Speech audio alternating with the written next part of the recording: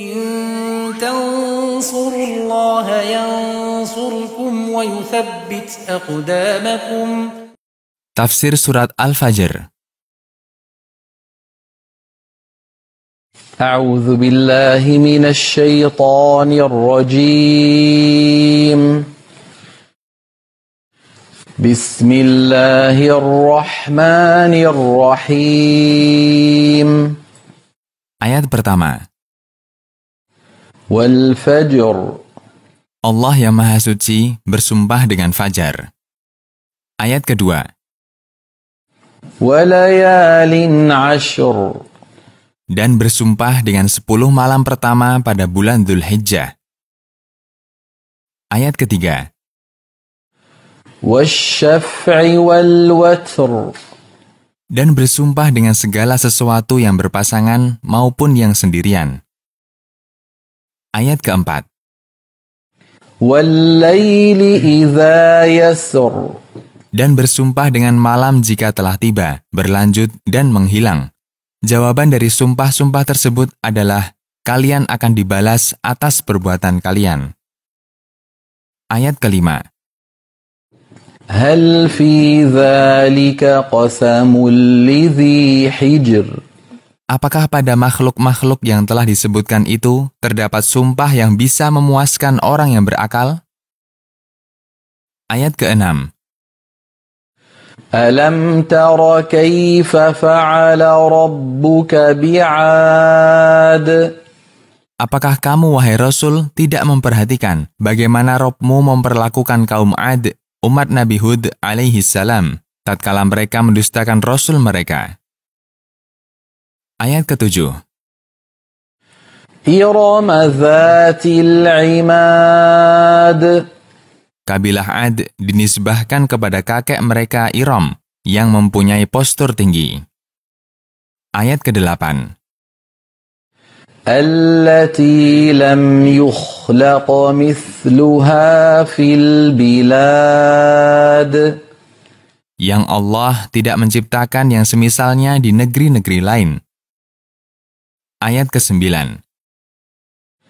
وثمود الذين جابوا الصخر بالواد. Dan tidakkah kamu memperhatikan bagaimana Rabb-mu berbuat terhadap Samud, kaum Nabi Shaleh alaihi salam? Mereka memahat bebatuan pegunungan dan menjadikannya sebagai tempat tinggal di Hijr. Ayat ke-10. وفرعون ذي الأوتاد. Tidakkah kamu perhatikan bagaimana Rabb-mu berbuat terhadap Fir'aun yang sebelumnya ia mempunyai bala tentara untuk menyiksa manusia? Ayat ke-11.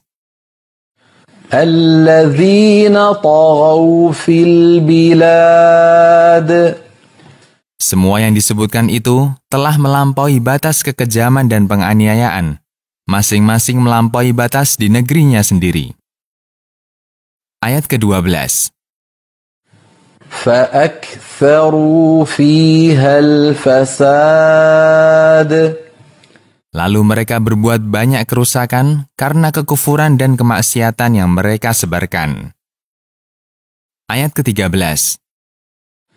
فصب عليهم ربك سوط عذاب.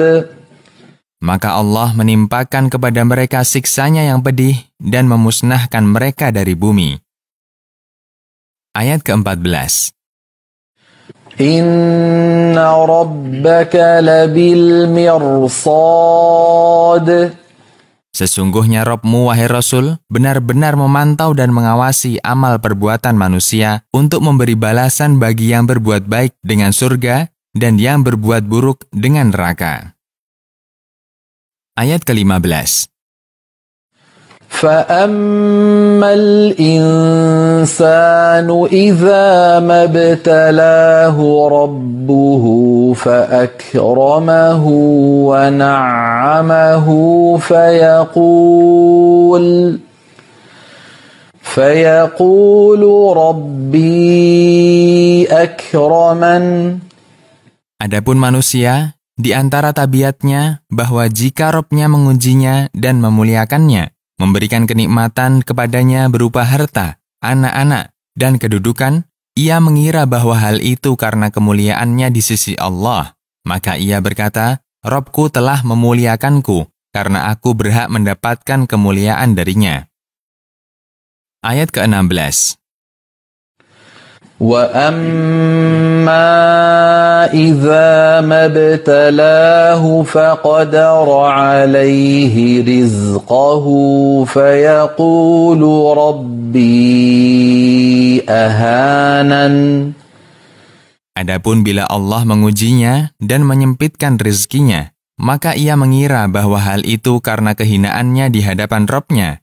Lalu ia berkata, Robku telah menghinakanku. Ayat ke-17. كلا بل لا تكرمون اليتيم. Sekali-kali tidak demikian. Perkaranya tidak sebagaimana yang digambarkan oleh orang ini, bahwa kenikmatan merupakan bukti keridhaan Allah atas hambanya, dan kesengsaraan adalah bukti kehinaan seorang hamba di hadapan Robnya. Justru kenyataannya, kalian tidak memuliakan anak yatim dari rizki yang telah Allah berikan kepada kalian. Ayat ke-18. وَلَا تَحَاضُّونَ عَلَى طَعَامِ الْمِسْكِينِ. Sebagian dari kalian tidak menganjurkan kepada sebagian yang lain untuk memberi makan kepada orang fakir yang tidak mendapatkan makanan. Ayat ke-19. وَتَأْكُلُونَ التُّرَاثَ أَكْلًا لَمًّا. Dan kalian memakan hak-hak orang yang lemah dari kalangan wanita dan anak-anak yatim dengan semaunya tanpa mempertimbangkan kehalalannya. Ayat ke-20. وَتُحِبُّونَ الْمَالَ حُبًّا جَمًّا.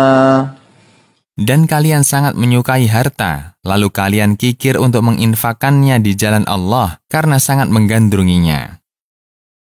Ayat ke-21. كَلَّا إِذَا دُكَّتِ الْأَرْضُ دَكًّا دَكًّا. Tidak sepatutnya perbuatan kalian seperti ini, jika bumi telah digerakkan dengan keras dan diguncang gempa. Ayat ke-22. وَجَاءَ رَبُّكَ وَالْمَلَكُ صَفًّا صَفًّا. Lalu Rabb-Mu, wahai Rasul, datang untuk memvonis perkara di antara hamba-hambanya, dan datang pula malaikat dengan berbaris rapi. Ayat ke-23. وَجِيءَ يَوْمَئِذٍ بِجَهَنَّمَ يَوْمَئِذٍ يَتَذَكَّرُ الْإِنسَانُ وَأَنَّى لَهُ الذِّكْرَى. Lalu didatangkan pada hari itu neraka Jahannam yang mempunyai 70.000 kekang. Pada setiap kekang ada 70.000 malaikat yang mengendalikannya. Pada hari itu manusia ingat apa yang telah mereka lalaikan di sisi Allah. Tapi bagaimana mungkin ingatan itu bisa berguna bagi mereka di hari itu? Karena hari itu adalah hari pembalasan, bukan hari beramal. Ayat ke-24. يَقُولُ يَا لَيْتَنِي قَدَّمْتُ لِحَيَاتِي. Mereka berkata karena sangat menyesal, andai aku dahulu mengerjakan amal soleh demi kehidupan akhiratku yang merupakan kehidupan yang sesungguhnya. Ayat ke-25. فَيَوْمَئِذٍ لَا يُعَذِّبُ عَذَابَهُ أَحَدٌ.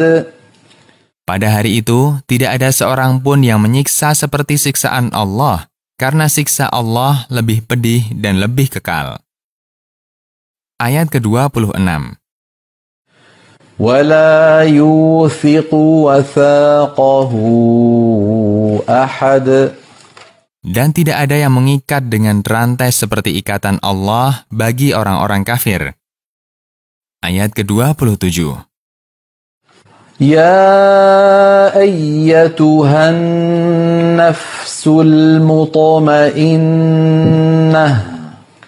Adapun jiwa orang yang beriman, maka dikatakan kepadanya ketika mati dan pada hari kiamat, wahai jiwa yang tenang dengan keimanan dan amal soleh. Ayat ke-28. Irji'i ila rabbiki radiyatan mardiyah.